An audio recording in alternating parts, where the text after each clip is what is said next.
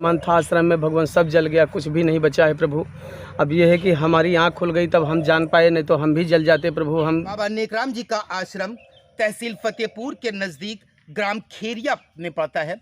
बाबा जी, यह आश्रम आपका लगभग कितना पुराना है?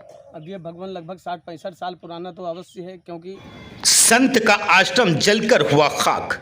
जनपद बाराबंकी के कस्बा फतेहपुर के ग्राम खेरिया स्थित बाबा नेकराम के आश्रम में बीती रात लगी आग से पूरा का पूरा आश्रम जलकर हुआ खत्म।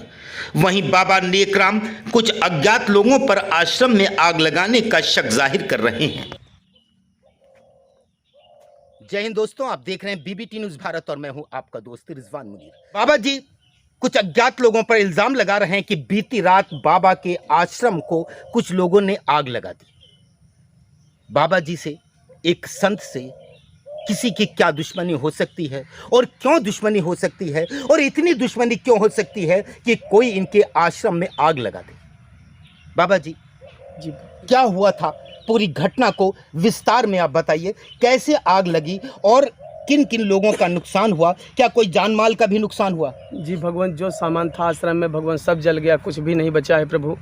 अब ये है कि हमारी आँख खुल गई तब हम जान पाए, नहीं तो हम भी जल जाते प्रभु। हम 2 बजे के समय में भरी निंद्रा में सो रहे थे प्रभु। अब उस समय खाली हमारा सर खुला था, तो इसमें जब आँच लगी प्रभु, जल रही थी, आश्रम में जल रहा था, तो आँख खुली हमारी, देखे कि बिल्कुल होलिका जैसे दहन हो रही है। तो कुछ दिमाग हमारा काम नहीं किया, जहाँ लेटे हुए थे बस वहीं के वस्त्र उठा के हम बाहर आ पाए, बाकी कुछ भगवान नहीं बचा पाए। मैं बताना चाहूँगा कि बाबा नेकराम जी का आश्रम तहसील फतेहपुर के नज़दीक ग्राम खेरिया में पड़ता है। बाबा जी, यह आश्रम आपका लगभग कितना पुराना है? अब ये भगवान लगभग 60-65 साल पुराना तो अवश्य है, क्योंकि हमारे दादा परदादा यहाँ पर सेवा करते थे। भगवान भोलेनाथ यहाँ से स्वयं से प्रकट हुए थे। भगवान उन्हीं की स्थापना करवा के फिर उन्हीं की सेवा करते करते, और फिर धन जमीन यहाँ थी नहीं भगवान, तो उन्हीं के हम पौत्र हैं प्रभु, जो आज तीसरी पीढ़ी के हम आज सेवा कर रहे हैं भगवान। कभी भी कुछ ऐसा नहीं हुआ कि यहाँ कोई ऐसा दुर्भाव हो जाए। बाबा जी, वो कौन सी महत्वपूर्ण सामग्री थी जो इस आग में जलकर स्वाहा हो गई? क्या कुछ पूजा सामग्री या कुछ और इम्पोर्टेंट चीजें ऐसी थी? वो क्या था, क्या नुकसान हुआ? जी भगवान, हम एक माता शक्ति की उपासना करते हैं भगवान। हमारी सप्तशती ग्रंथ थी, रामायण थी, शिव पुराण थी भगवान, और कुछ धन भी था, नकदी हमारे पास, जो चंदा भगवान भक्तों से मिलता था वो भी था, और बाकी खाद। बाबा जी बता रहे हैं कुछ धार्मिक ग्रंथ जो आस्थाओं से जुड़े होते हैं, जिन पर कोई आँच आती है तो उस धन को मानने वाले लोगों को बेपनाह तकलीफ होती है। बाबा जी बता रहे हैं इस अग्निकांड में तमाम धार्मिक ग्रंथ और कुछ पूजा सामग्री भी जलकर खत्म हो गई। बाबा जी, क्या आपको किन लोगों पर शक है?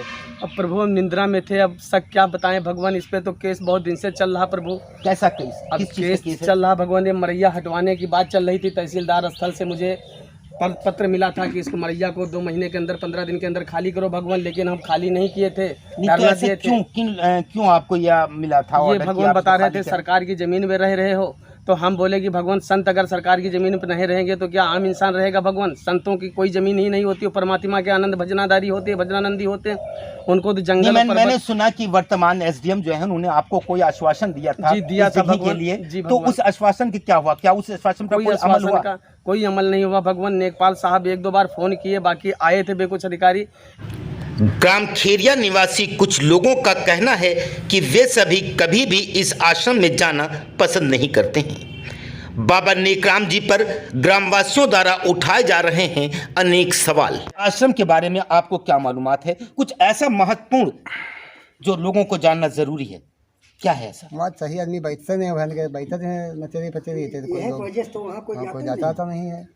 मतलब आप कह रहे हैं वो धार्मिक आश्रम है। हाँ। और वहाँ पर कोई अच्छे लोग नहीं जाते, क्या वजह? वहाँ पर अच्छे लोग क्यों नहीं जाते? वही जब जलवा तलापी, जब गंजेरी चौधरी होते हैं तो के लिए आदमी कोई वहाँ नहीं जाता है। मतलब वहाँ लोग बैठकर नशा करते हैं? हाँ। कहाँ के लोग आते हैं? अब गांव के होते हैं या बाहर के भी होते हैं? बाहर के होते हैं, गांव के जो लोग होते हैं, बाहर के ज़्यादा लोग होते हैं। क्या आप लोग को भी इस बारे में जानकारी है कि वहाँ पे अलग अलग तरह के लोग आते हैं और नशा पत्ती करते हैं? हमारे ख्याल से वहाँ भोलेनाथ के पुजारी ज़्यादा जाते। भूले कोई देख ही नहीं सकता। सत्य इतना मतलब कमजोर हो चुका है, लगता है कि अंधकार के आगे सत्य का कोई ध्यान ही नहीं कर रहा भगवान।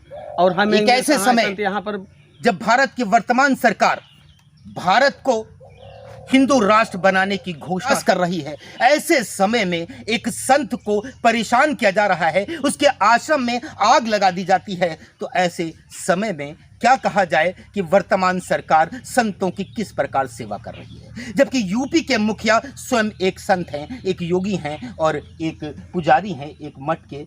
ऐसे समय में संतों को उनसे अपार उम्मीदें थीं और यहाँ पर क्या आपको वो उम्मीदें टूटती हुई महसूस हो रही हैं या योगी जी से आपको अभी भी उम्मीदें हैं कि आपको न्याय मिलेगा? अब भगवान योगी महाराज तक तो कोई खबर ही नहीं पहुंचती है प्रभु। अगर पहुंच जाती तो ध्यान करते, लेकिन अब वो अगर पहुंच भी गई ध्यान नहीं कर रहे हैं। मातिमा हमारे चैनल के माध्यम से आप योगी जी से क्या प्रार्थना या क्या उनसे आप मांग करेंगे?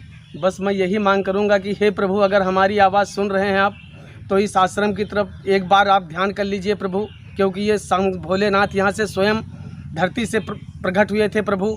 आज उन्हीं की सेवा करते हैं भगवान। लगभग 65-70 साल से यहाँ बराबर रह रहे हैं प्रभु, और आज कभी भी ऐसी समय नहीं हुई थी।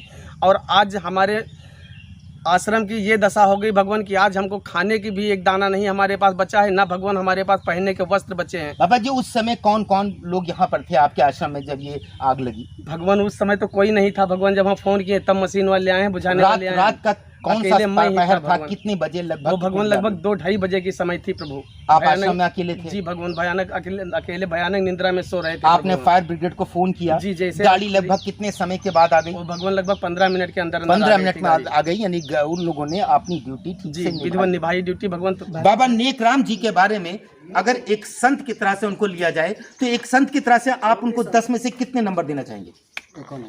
एक भी नंबर नहीं। बाबा नेकराम जी एक संत हैं और संत के हिसाब से उन्हें 10 में से कितने नंबर देना चाहेंगे? 0/0। आपके अनुसार से कितने नंबर देना चाहेंगे? बहुत ही आश्चर्य की बात है, एक संत इसी गांव में उनका जन्म हुआ, इसी गांव में वो पढ़े बढ़े और इस समय गांव के किनारे एक जगह पर वो एक आश्रम चलाते हैं। आप देख सकते हैं वहां पे दूर एक घर दिख रहा है, ये बाबा नेकराम जी का निवास स्थान था। अभी वो यहाँ से छोड़कर आश्रम में रहते हैं, इनकी बाकी फैमिली यहाँ पर रहती है। और तब जब वो यहाँ के ही हैं, लोग उनको भली भांति जानते हैं। और जब मैंने पूछा कि बाबा नेकराम जी को एक संत के रूप में 10 में से कितने नंबर दिए जाएंगे, तो आपको जानकर बहुत ही आश्चर्य होगा कि किसी भी व्यक्ति ने उन्हें एक भी नंबर नहीं दिया। एक धार्मिक आदमी को जो दावा करता है कि वो ईश्वर की सेवा करता है, वो दिन रात पूजा अर्चना करता है, वो ईश्वर में अपार आस्था रखता है, और उसे लोग एक भी नंबर नहीं देते हैं। यह क्या कारण है, ये अपने आप में एक रहस्य है। बताना चाहूँगा, इस आश्रम के लिए बाबा जी ने 2 बार आंदोलन किए, धरना प्रदर्शन किया, जलती तपती ज़मीन पर और तेज़ धूप पर बैठकर कई संतों ने धरना प्रदर्शन किया। इनकी बात सुनी गई।